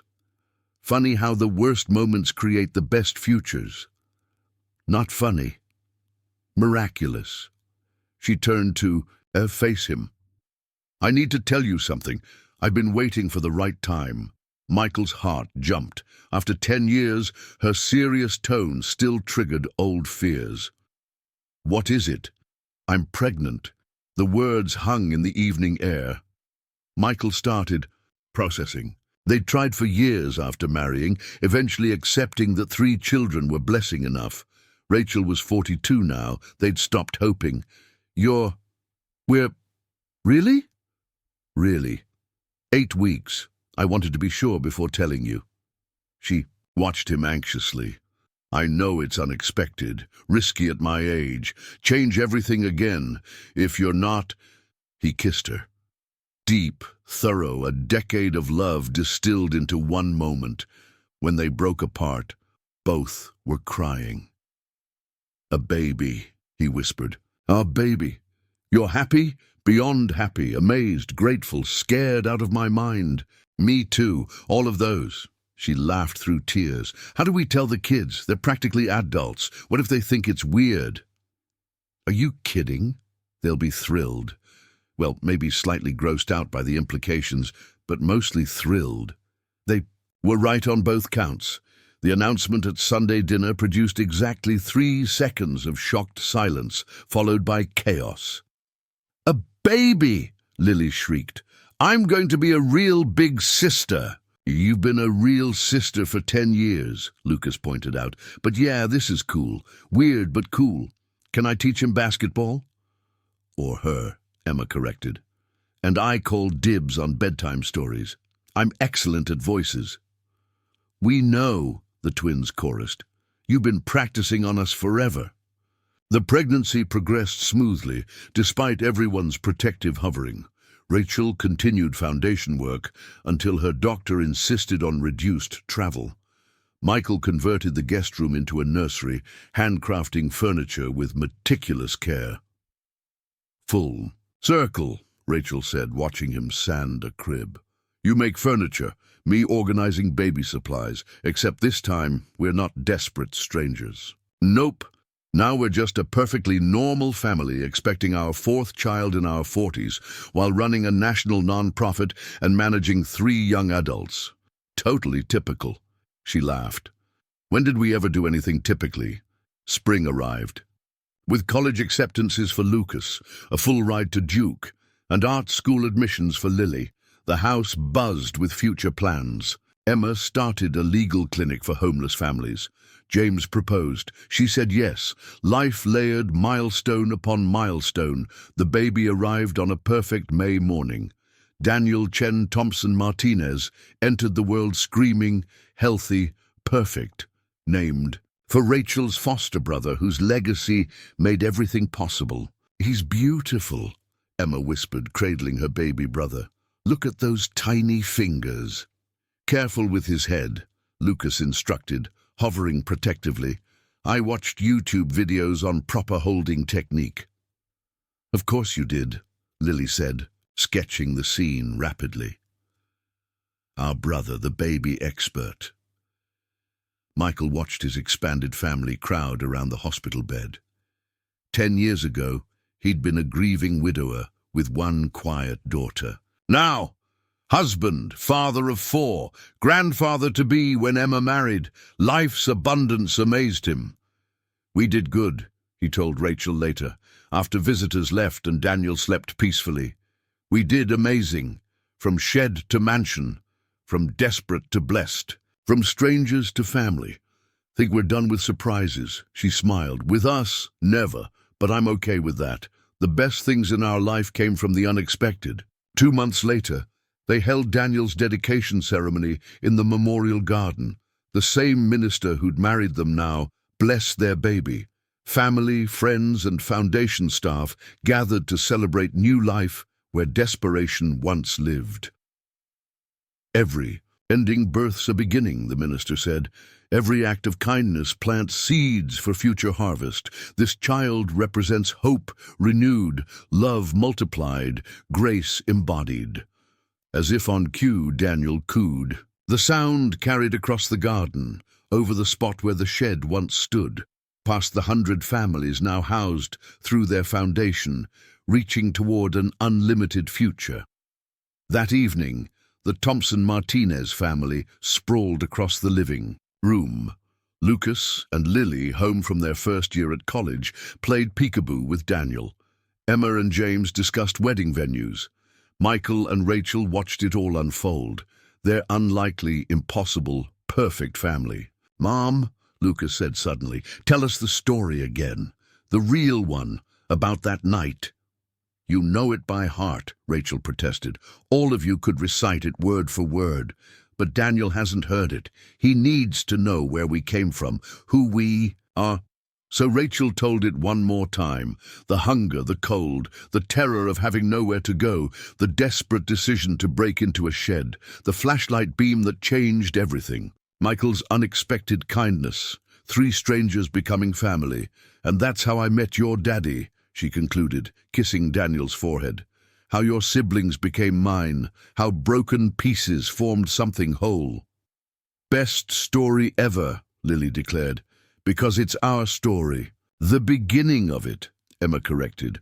"We're still writing the rest." Michael looked around the room. His daughter by birth, his children by choice, his son by miracle, his wife by destiny. Tomorrow would bring new challenges. The foundation needed expanding. Weddings required planning. Colleges demanded tuition. A baby needed raising. But tonight, they were simply family. Gathered in a house that had sheltered loss and fostered love, built on the foundation of one desperate night and countless grace-filled days since. Proof that kindness compounds, that love multiplies, that second chances create infinite possibilities. Outside, summer stars emerged one by one. Inside, their home held past sorrows transformed to present joys. 5 had become 6. Strangers had become family. Desperation had become purpose. The shed was gone, but its legacy lived on in every life touched. Every family helped, every second chance offered. Sometimes the worst moments do lead to the best outcomes. Sometimes opening your door to strangers opens your life to wonder. Sometimes saying, "Come inside, it's warmer," changes not just the moment, but the lifetime that follows. And sometimes, if you're very lucky, you get to watch that single act of kindness ripple outward, touching lives you'll never meet, creating possibilities you'll never see, building a legacy of love that outlasts any structure, any struggle, any single story. The Thompson-Martinez family knew they were that lucky, blessed beyond measure, rich beyond counting, complete beyond imagining. All because one cold December night, desperation met compassion in an old shed, and both chose love. Up next, you've got 2 more standout stories right on your screen. If this one hits the mark, you won't want to pass these up. Just click and check them out. And don't forget to subscribe and turn on the notification bell so you don't miss any upload from us.